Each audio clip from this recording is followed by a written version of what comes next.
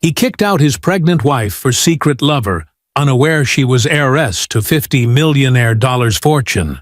Cry louder if you want. Collapse for all I care. Take your child and your misery somewhere else. You'll never burden me again. You mean nothing now? Leave. That was the venom her husband spat, as she clutched her stomach in agony. While she begged for help, he slammed the door. Where there should have been comfort, there was cruelty.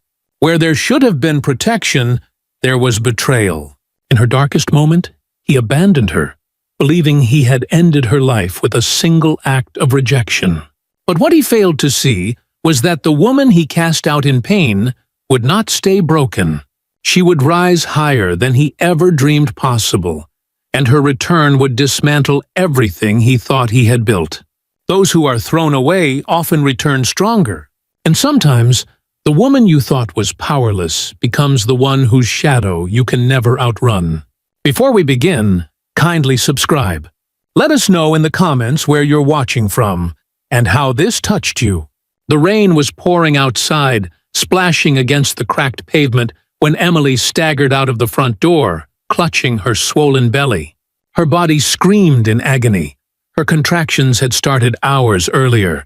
What she needed was comfort, the steady hand of her husband, Daniel, the man she had once believed would stand by her forever. Instead, she got venom. Daniel's face twisted with cold disgust as he pointed toward the door.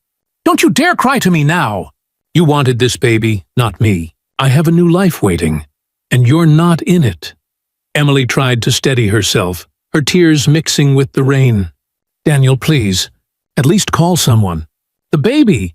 He cut her off with a sneer. "That child is your burden, not mine. Go scream in some hospital hallway if you must, but not here. I'm done being chained to your misery." Inside the house, Emily caught a glimpse of another figure standing behind him. Claire. The mistress. Dressed in a silk robe, her lips curved into a smug smile, as if she had already claimed the throne Emily had been thrown from. Claire's hand rested lightly on Daniel's arm, her eyes sharp with triumph. Emily's knees buckled as another wave of pain ripped through her. She stumbled, reaching for the doorframe for balance, but Daniel shoved her hand off. "Don't dirty my house anymore." "Get out!" The door slammed shut, leaving her outside in the storm, the contractions intensifying. Every fiber of her body ached, but what hurt more than the labor was the betrayal. Her heart broke in 1,000 pieces as she realized this wasn't just abandonment. It was war. She staggered down the street, rain soaking her clothes, headlights blinding her as cars rushed by. No one stopped. People glanced but hurried on. The world had turned its back just as Daniel had. She was utterly alone, her vision blurred, her breath ragged. I can't do this alone," she whispered. But she had no choice. The baby was coming, and the man who vowed to love her was now laughing in another woman's arms. Emily clenched her jaw, summoning the last of her strength. This was not the end. It was the brutal beginning of something far bigger. As another contraction doubled her over, Emily collapsed on the wet sidewalk. Just as headlights slowed and a stranger's voice shouted, "Ma'am, are you okay?" Emily blinked against the rain, the stranger's shadow hovering above her. A man in his late 50s crouched down, his umbrella shaking in the wind. His eyes were kind but nervous. "You're in labor," he muttered, glancing at her belly. "Where's your husband? Where's your family?" The question struck harder than the contractions. Emily shook her head weakly, rain dripping down her pale cheeks. "No one. There's no one." The man's eyes darted to the cars speeding past. Horns blared as drivers craned their necks but kept moving. No one stopped. Nobody wanted to involve themselves in a woman's suffering. They were too busy, too cold, too afraid. He hesitated, then stood up. I'm sorry, miss. I can't. My wife's waiting." "I'll call someone." He hurried away, his umbrella bobbing in the storm, leaving her trembling on the pavement. Emily let out a bitter laugh that turned into a sob. The kindness of strangers lasted no more than a flicker before it gave way to fear and excuses. Society was cruel in its indifference. She was a woman in labor, abandoned by her husband, mocked by his lover, and ignored by the very people whose eyes met hers and chose to look away. Another contraction tore through her body, forcing her to her knees. The wet asphalt pressed cold against her palms, and she thought of the warm house she had just been thrown out of. Daniel's face replayed in her mind, his cruel words echoing like poison. "Die with your baby for all I care." Her chest tightened, but a spark of defiance ignited in her heart. She couldn't give him that satisfaction. She wouldn't let her child's first cry be silenced by his betrayal. Emily forced herself upright, gripping a lamppost for balance. Each step was agony, but she kept moving. Her breath came in shallow gasps, but her mind whispered one word over and over: survive. The rain drenched her hair, plastering it to her face. Her clothes clung to her body, heavy with water. People passed, glancing and then hurrying faster. A woman tugged her child away as if Emily were a disease.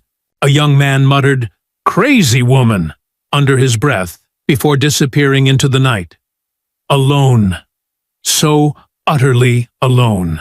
But deep inside, Emily made a promise to herself and to the life inside her. If no one will stand with me, I'll stand alone. If the world turns its back, I'll carve my own way forward. The contractions were closer now, sharper, more demanding. She knew she had little time left. The hospital was still blocks away. Could she make it? Her legs trembled, her body screamed, but she pushed forward into the storm. Each step became a declaration that she would not break. She might have been discarded, but she refused to be destroyed. As her vision darkened and her strength faltered, she collapsed once more, this time into the arms of a stranger who didn't walk away. A woman's voice cried out urgently, "Hold on, sweetheart! You're not alone anymore." Warmth. That was the first thing Emily felt when she came to, a sharp contrast to the storm that had nearly swallowed her. Her head rested against something soft, and a gentle hand smoothed the wet hair from her forehead. "Shh, you're safe now," a woman's voice murmured. Emily blinked, her vision clearing enough to see the face above her. A woman in her 40s, with kind brown eyes and worry etched across her features, leaned over her. She wore a nurse's jacket, though clearly off-duty, and her clothes were as drenched as Emily's. "You're going into labor, aren't you?" the woman asked, urgency lacing her tone. Emily nodded weakly, biting back a cry, as another contraction clenched her body. The woman glanced over her shoulder.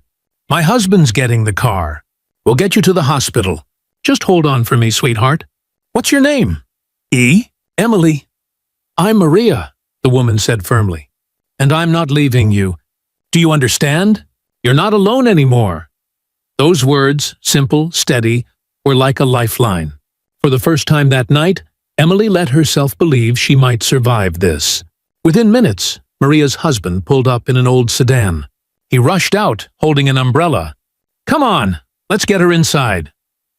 Emily was carefully lifted into the back seat, her body trembling as the contractions grew sharper. Maria climbed in beside her, wrapping an arm around her shoulders. "Breathe with me, Emily.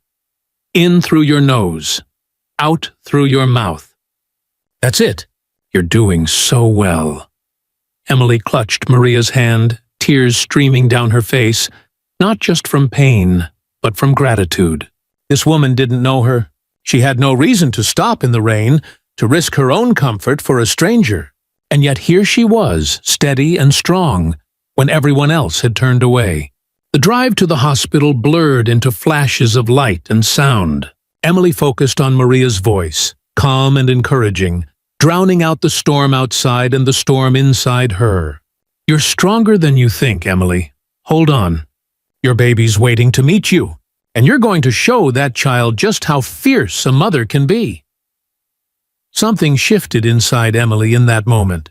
For hours, she had felt broken, discarded like garbage. But Maria's words reminded her that she wasn't nothing. She was about to become a mother, and that was power in itself. The hospital lights came into view, glowing like a promise. Maria squeezed her hand. "See that? You made it. You're not done fighting yet, sweetheart. This is just the beginning." Emily exhaled shakily, her fear turning into fragile determination. If she could survive this night, she could survive anything.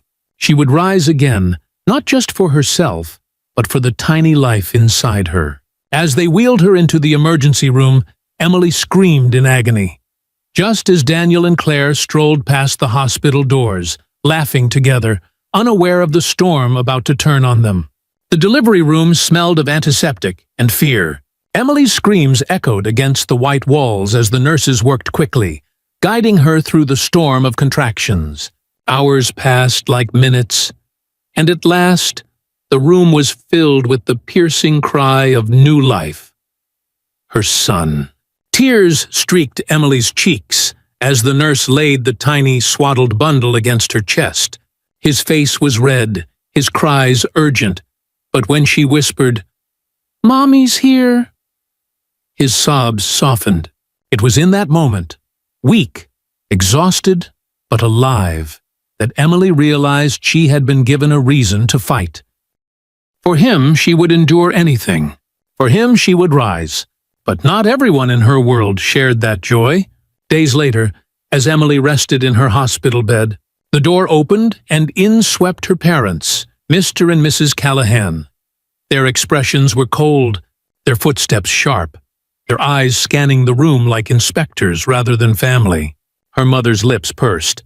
"So it's true. You had the child." Emily straightened, clutching her baby closer. "Yes, Mom. His name is Noah." Her father's voice was flat, dripping with disdain. "You've brought shame to this family, Emily. First, marrying that man, and now this spectacle. Your husband has already moved on with someone respectable, and you're left clinging to a bastard child." The word hit like a slap. Emily's arms tightened protectively around her son. "Don't you dare call him that." Her mother stepped closer, her perfume suffocating. "We came with papers. Custody papers. Sign them, and we'll raise the child properly. You've proven you can't be trusted with responsibility." Emily's chest tightened, her heart pounding in disbelief. "You're asking me to give up my son?" Her father's gaze hardened. "No, Emily, we're telling you. The Callahan name carries weight. We won't let you ruin it further with your foolish choices. If you love this child, you'll do what's best and put him in our care. Sign the papers." Emily's hands shook as she looked down at Noah, his tiny fingers curling around hers. For years, she had been silent, obedient, the daughter molded by control and wealth. But something inside her had changed the night Daniel threw her out. The indifference of strangers, the compassion of Maria, the cry of her newborn. They had forged a strength she never knew she had. Her voice trembled but did not break. "No, he's mine. And I won't sign anything." Her mother's eyes flashed with fury. "You'll regret this rebellion, Emily. You're nothing without us. Nothing without our name, our money, our protection. Remember that!" The words echoed like a curse as her parents turned and stormed out, leaving silence in their wake. Emily held Noah tighter, her tears falling onto his soft skin. For the first time, she felt the weight of her parents' betrayal. Not just their lack of love, but their willingness to strip her of everything, even her child. But what they didn't know was that someone else, someone long gone, had left behind a secret trust that would soon shatter every illusion of control the Callahans held over her. The nights were the hardest. Alone in a small rented room above a laundromat, Emily sat rocking Noah as the moonlight spilled across cracked walls. The cries came often, sometimes sharp with hunger, sometimes soft with restless dreams, but Emily welcomed them. Every cry was proof her son was alive, and every time she soothed him, she felt herself being reborn. Gone were the silks of her family home, the polished marble floors, and the cold stares of her parents. Gone was the suburban house where Daniel and Claire now flaunted their new life. All Emily had was a child's crib bought second-hand, a single dresser, and a heart stitched together with determination. And it was enough. Each morning, she rose before the sun, bundling Noah against her chest. She cleaned rooms at a roadside motel, took shifts at a diner, and accepted odd sewing jobs from neighbors. The work left her hands cracked and her back aching, but the sight of Noah's gummy smile at the end of the day made every sacrifice worth it. The people around her noticed. Mrs. Thompson, the old woman across the hall, would slip Emily bags of groceries with a wink.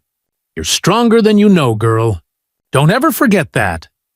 The diner manager, gruff and impatient with everyone else, made sure Emily got the shifts that paid the most tips. "Hardest worker I've seen in years," he muttered once, pretending not to care. Those acts of kindness, small but steady, began to rebuild her faith in humanity. For every cold shoulder she had known, there were hands willing to lift her just enough to keep going. Motherhood sharpened Emily's will like a blade. She learned how to stretch a dollar until it screamed, how to soothe fevers with home remedies, how to smile at Noah when the world felt unbearably heavy. Each trial was no longer a burden. It was a lesson, a step toward becoming someone stronger than the broken girl who had once begged at Daniel's feet. Late one night, after Noah finally drifted to sleep, Emily sat by the window, staring out at the city lights. She thought of Daniel's laughter as he had closed the door on her. She thought of her parents' voices dripping with disdain. And for the first time, she didn't cry. Instead, she whispered to herself, "They don't own me anymore. Not Daniel, not mother, not father. This is my life now, and I'll build it with my own hands." Her reflection in the glass no longer looked like the fragile daughter or the humiliated wife. She looked like a survivor. Emily pressed a kiss to Noah's forehead and whispered, "We're going to be okay, my love. Better than okay. Someday, they'll see just how strong we've become." The very next day, a letter arrived. An official document stamped with the name of a law firm she didn't recognize. Inside lay the first whisper of the inheritance her deceased relative had left behind. The fortune that would one day change everything. The envelope sat heavy in Emily's hands. The letterhead bore the name Whitman and Cross Attorneys at Law, its seal pressed in deep navy wax. Her heart pounded as she tore it open, half afraid it was another cruel trick from her parents, another attempt to strip away what little she had left.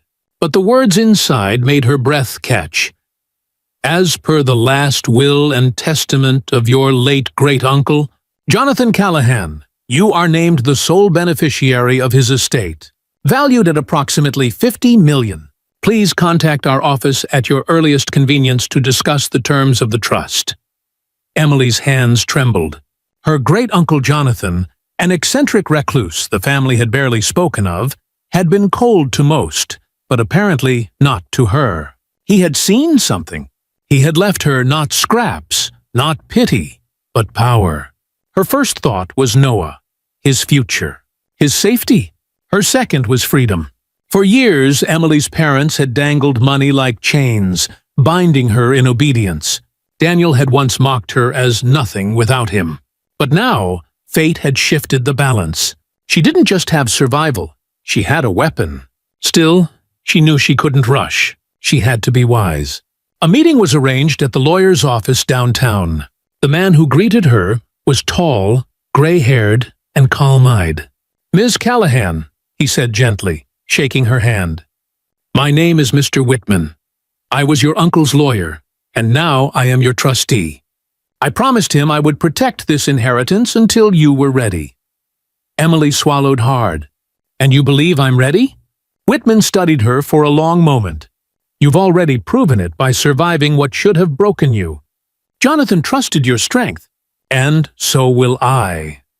Something in his voice, steady, respectful, pierced through the years of belittlement she had endured. For once, someone wasn't trying to control her. He was offering guidance, not chains. Days later, word spread like wildfire. Her parents came knocking first. They arrived at her small apartment, disgust written on their faces. "So it's true," her mother hissed. "Jonathan left you the estate. Preposterous. That money belongs to the family. Sign it over at once." Her father's tone was colder, but his eyes gleamed with greed. "You're too inexperienced to handle such responsibility, Emily." We'll manage it properly. Hand it over before you embarrass us further." Once, their commands would have crushed her. But now, holding Noah in her arms, Emily felt no fear, only resolve. "No," she said simply. Her father's jaw tightened. "Do you realize what you're saying?" "I do," Emily replied, her voice steady as steel. "I'm saying you don't control me anymore. Not my life, not my child, and certainly not my future. Leave!" Her parents sputtered with outrage, but Emily shut the door in their faces before their venom could spill further. For the first time in her life, she had chosen herself. But even as Emily drew strength from her rejection of their control, Daniel was busy flaunting his new life with Claire, mocking Emily publicly, never suspecting that the woman he discarded would one day own the very empire he worshipped. Word spread quickly in their small town. Daniel and Claire whispered the story first, twisting it like a knife. At the grocery store, in the church pews, at the diner counter, everywhere Emily went, eyes followed her. Some were pitying, most were cruel. "That's the girl whose husband left her. Did you hear? He kicked her out while she was in labor. She must have done something terrible to deserve it. Now she's trying to raise a child on her own. Pathetic." Each murmur dug at her pride, but Emily learned to walk past them with her chin high. She couldn't waste energy on gossip when Noah's hungry cries and midnight fevers demanded her attention. Society had always loved to tear down women in pain. It was nothing new. Even when news of her inheritance leaked, the judgment didn't stop. If anything, it grew sharper. She doesn't deserve that money. She'll waste it, just like she wasted her marriage. Rich or poor, she's still the girl who got thrown out. Emily said nothing. She let them talk. For every whisper behind her back, she poured herself deeper into building a foundation for her and Noah. With Whitman's guidance, she began to take small steps into the business world. She learned about the trust, investments, and real estate tied to her uncle's fortune. She didn't announce her wealth. She didn't flaunt it. She worked silently, absorbing every detail, every lesson. At home, her strength showed in quieter ways. Noah grew, his tiny steps becoming bold, his laughter filling their modest rooms. Each time he ran to her with open arms, Emily felt her resilience sharpen. He was her reason to endure the judgment, her proof that love could exist even after betrayal. Meanwhile, Daniel and Claire flaunted their perfect marriage in public. They posed at galas, posted smiling pictures, and whispered in corners about how much better life was without Emily dragging him down. To the world, they seemed untouchable. But Emily saw the cracks. At one gala she attended, quietly as an heiress in disguise, she caught Claire whispering to another man, her smile just a little too intimate. Daniel, drunk with arrogance, didn't notice. He only saw himself reflected in the admiration of others. Emily said nothing. She didn't need to. Patience was her weapon now. Society could mock her. Daniel could flaunt his hollow happiness. Claire could preen in her borrowed glory. Emily endured it all in silence, knowing that endurance wasn't weakness. It was preparation. Because sometimes the greatest strength is not in shouting back, but in waiting for the moment when truth reveals itself. And that moment drew closer when Daniel's arrogance reached its peak. Mocking Emily publicly in a cruel spectacle that would leave the entire town watching her humiliation, unaware that she was the one holding the ultimate card. The town's annual charity banquet was the event of the season, a glittering night where the wealthy paraded their fortunes and the less fortunate gawked at the spectacle.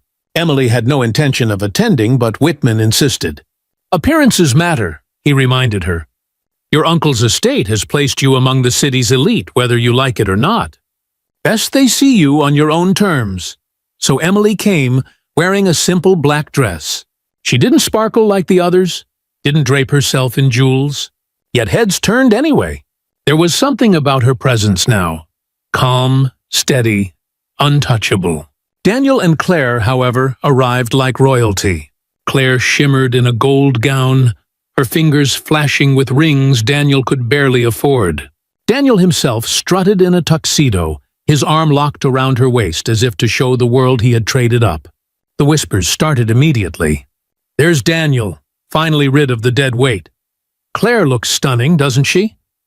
And Emily? Poor thing. Look at her, sitting alone." Emily ignored the whispers. She sipped her water, watching quietly from her corner table. But Daniel wasn't content with silence.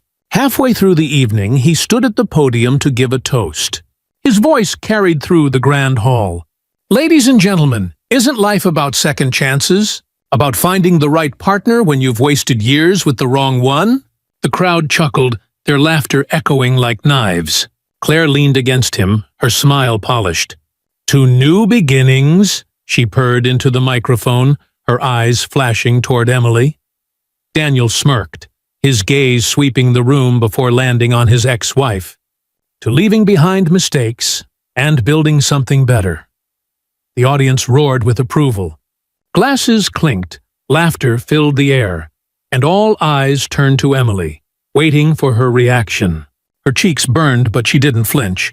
Instead, she raised her glass slightly and took a sip, her expression unreadable. She would not give him the satisfaction of seeing her break. But deep inside, her resolve hardened. Daniel thought this was victory, public humiliation, the final nail in her coffin. What he didn't realize was that every cruel word only fueled the fire within her. Because Emily wasn't the same woman he had cast into the rain. She wasn't begging anymore. She wasn't powerless. She had patience, strategy, and a future bigger than his pride could ever imagine.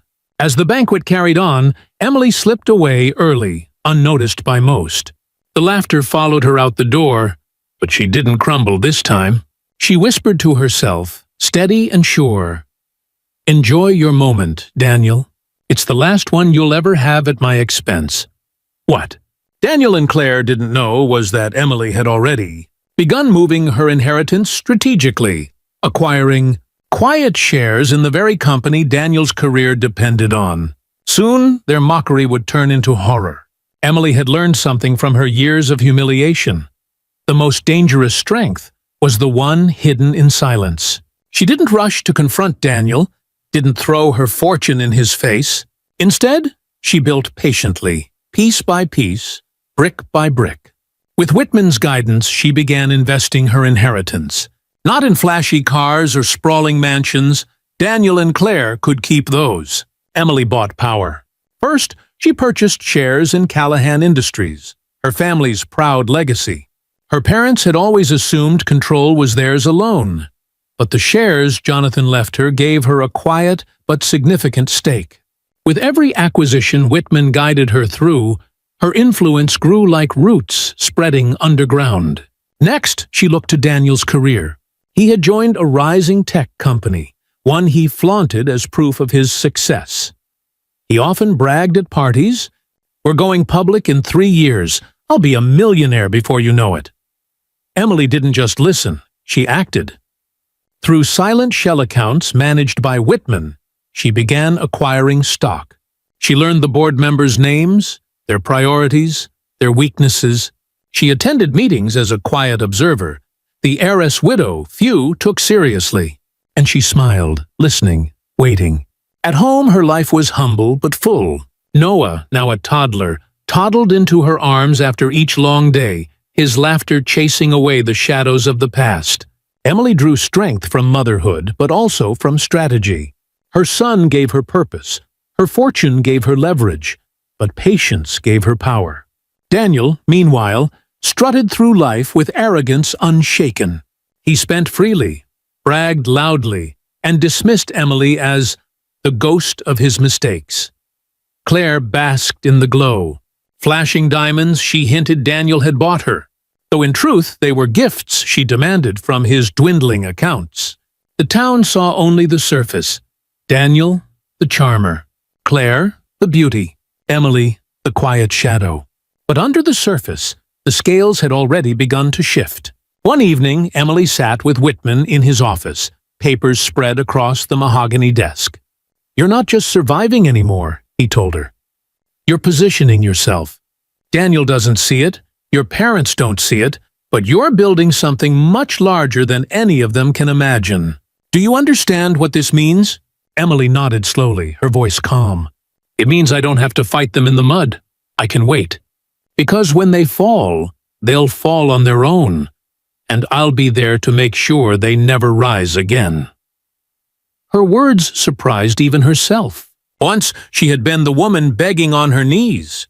Now she was a strategist, her silence sharper than any insult Daniel could throw. And cracks were already forming in Daniel's golden marriage, because while he paraded Claire as his prize, she had secrets of her own. Secrets that would soon begin to unravel everything. The cracks in Daniel's shiny marriage began as whispers, subtle, almost invisible to those who weren't looking. But Emily noticed. She always noticed. At first, it was Claire's laughter at parties, too loud, too intimate, when whispered in the ear of another man. Then it was the way she lingered on her phone late at night, the screen lighting up with messages she quickly tucked away. Daniel, drunk with pride and arrogance, brushed it off. He was too busy admiring himself in the mirror of society's applause. But karma never forgets. One evening, while Emily tucked Noah into bed, she received a message from a woman she barely knew. It was short and sharp. You don't know me, but I thought you should see this. Claire isn't faithful. She's been meeting someone else. Check tonight's gala photos. You'll see. Emily didn't respond, but curiosity pushed her to look. Online, she found the pictures. Daniel stood grinning, glass raised in another self-congratulatory toast. But in the background of another shot, Claire leaned close to a well-dressed man, her hand on his chest, her lips dangerously near his ear. The town gossips noticed, too. Did you see Claire with that banker? She's been spotted downtown, late dinners, no Daniel in sight. Maybe Daniel's not the only one who can trade up. The same voices that once mocked Emily now whispered about Daniel's humiliation. And Emily? She stayed silent, watching from the shadows. At home, Daniel began to unravel. His charm thinned into paranoia. Where were you? He demanded of Claire late at night, his voice slurred from whiskey. Who were you texting? Claire only smirked, her tone like poisoned honey. Don't be ridiculous, darling. You're imagining things. But the lipstick on her collar told another story. So did the hotel bills Daniel couldn't explain away. For years, he had thrown venom at Emily, branding her as worthless, weak, disposable. Now he tasted his own medicine. The wife he had paraded as his triumph was slowly betraying him, and she didn't even try very hard to hide it. Emily didn't gloat. She didn't need to. She simply watched. Patience her armor, knowing that every fracture in Daniel's marriage was the echo of what he had once done to her. And still, she kept moving quietly, strengthening her position in business, building alliances, ensuring that when Daniel finally fell, she would not only witness it, she would control the stage on which it happened. And soon, that stage would arrive, because Daniel's company was heading into its most important board meeting yet, unaware that the woman he had once thrown into the rain now held the deciding vote. The Callahan estate loomed like a monument to cold power, columns stretching toward the sky, manicured lawns hiding years of whispered cruelty. Emily hadn't stepped foot inside since her parents had stormed out of her hospital room, demanding custody of Noah. Now, she returned not as a broken daughter, but as a woman carrying her own name, her own power. Whitman walked beside her, his presence steady. Remember, he said softly, you owe them nothing. Not explanation, not obedience, not forgiveness. Today, you draw the line. Inside, the air smelled the same as it always had, expensive polish masking rot.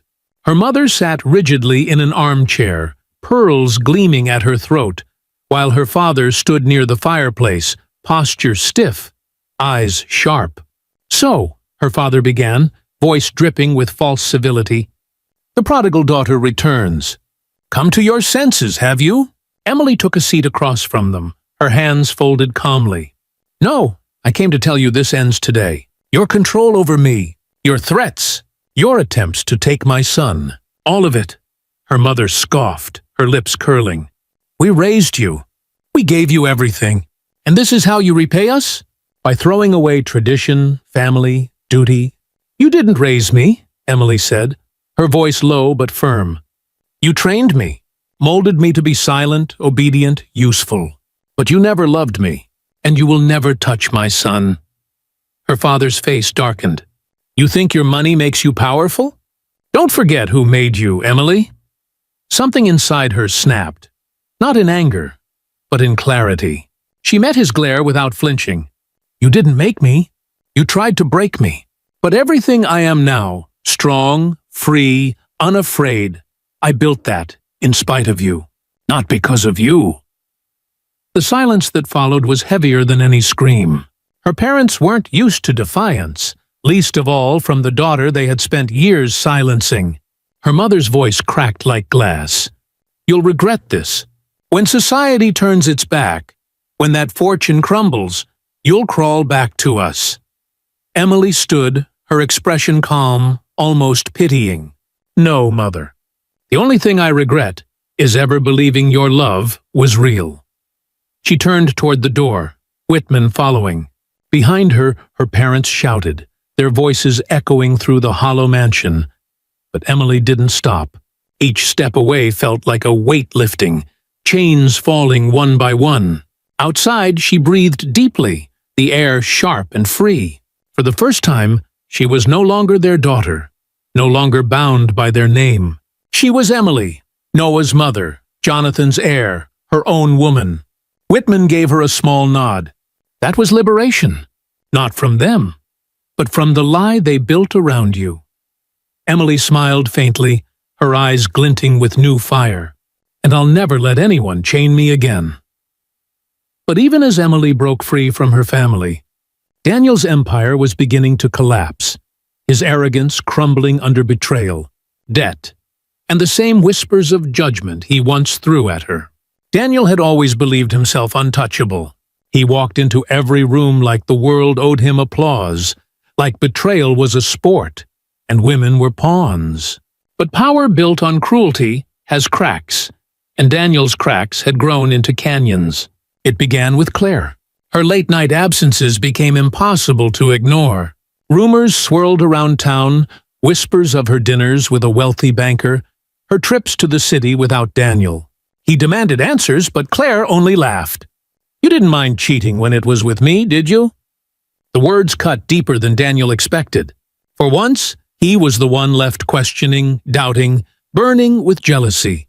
His paranoia drove him to drink, his charm slipping into bitter rants at parties. Where he once held the spotlight, people now exchanged knowing looks behind his back. Then came the company blow. At a quarterly board meeting, Daniel proudly presented a risky expansion plan, only to watch it crumble in front of him. The majority, led silently by Emily's shares, voted against him. His allies shifted in their seats, avoiding his glare. Investors began to doubt him. For the first time, Daniel's golden tongue failed to save him. The humiliation spread fast.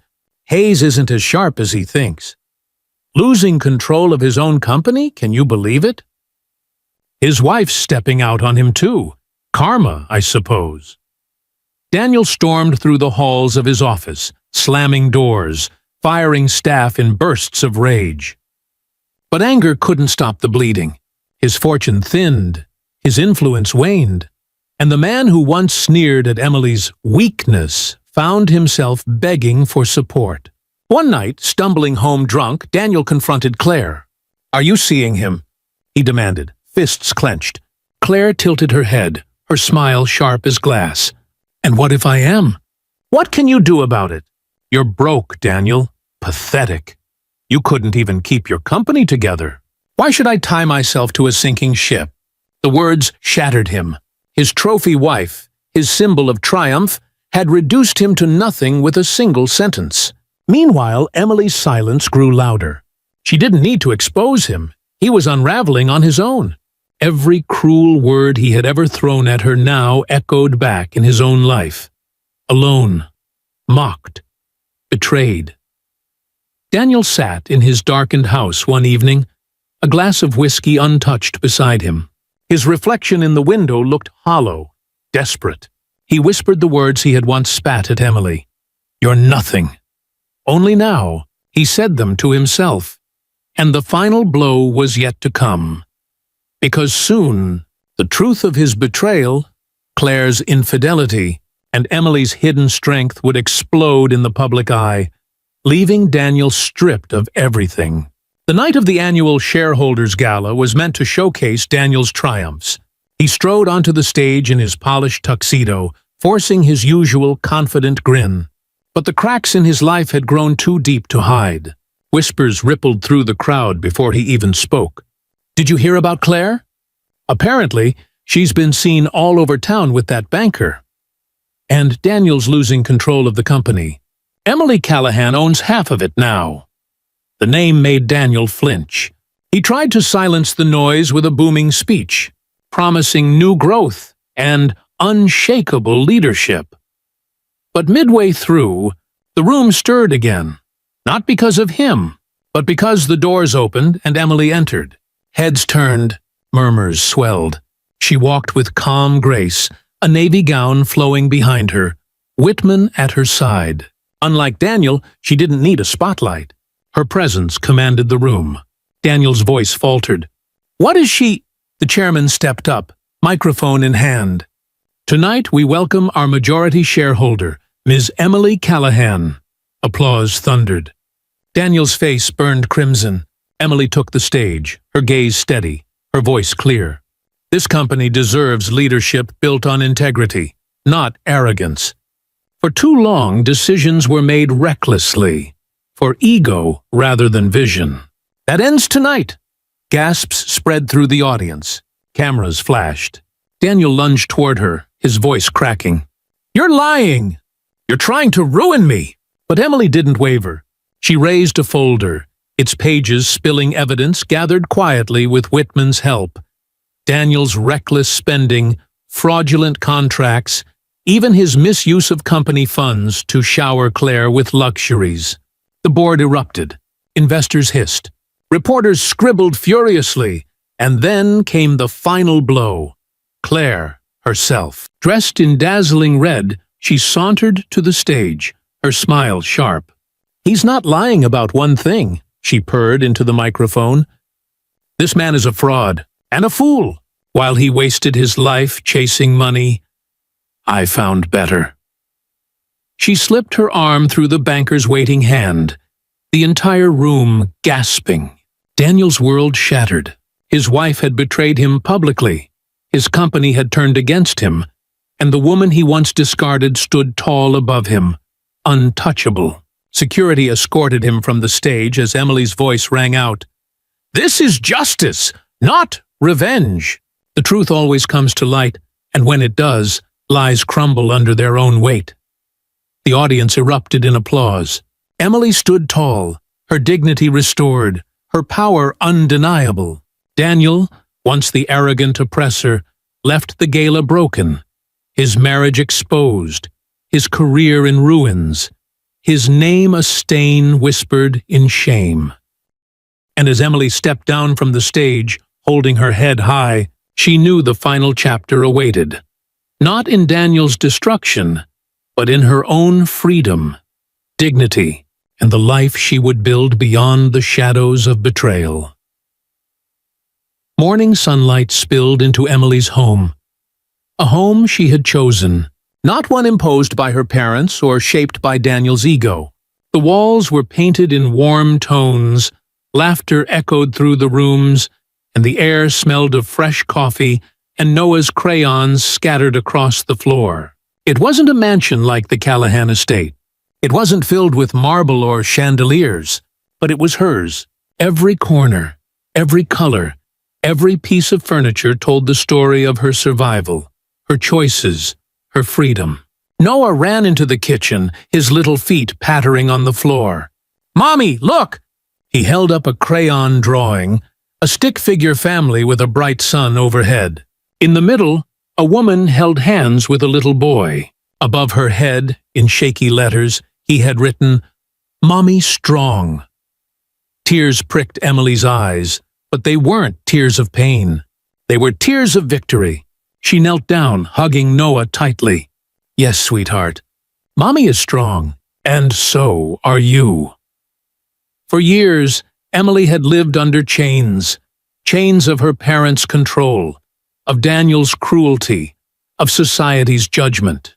But each betrayal, each humiliation, had forged her into something stronger. She had risen from the rain-soaked streets with nothing but her will, and now she stood as a leader, a mother, a woman who owned her dignity again. Daniel, meanwhile, had vanished into obscurity. Bankrupt, abandoned, mocked, he was a cautionary tale whispered at dinner tables. Claire, disgraced and exposed, found doors closing faster than she could knock. And Emily? She didn't waste a thought on them. Their downfall was their own doing. Her life was no longer defined by their shadows. Whitman visited often, bringing updates on her growing empire. But he never spoke as if she owed him. He spoke with respect, as a trusted advisor, as her late uncle had intended. Jonathan's fortune hadn't been a gift. It had been a test, a trust placed in her hands to see if she would rise. And she had. One evening, Emily stood on the balcony, watching the sunset paint the sky. She thought of the girl she once was, the one sobbing in the rain, begging for mercy, discarded like nothing. That girl was gone. In her place stood a woman who had reclaimed everything that mattered. Her voice, her freedom, her dignity. She whispered into the wind, as if speaking to her uncle, to every stranger who had helped her, and to the shadows of the past. "Thank you for breaking me, because in breaking me, you taught me how to rebuild." And then, with Noah's laughter filling the air, Emily closed the door on the past forever. Sometimes, the ones who are humiliated rise with more power than their oppressors could ever imagine. Sometimes, the woman you cast into the rain becomes the storm that washes your name away. Emily was no longer the betrayed wife. She was the empowered leader. The cycle was broken,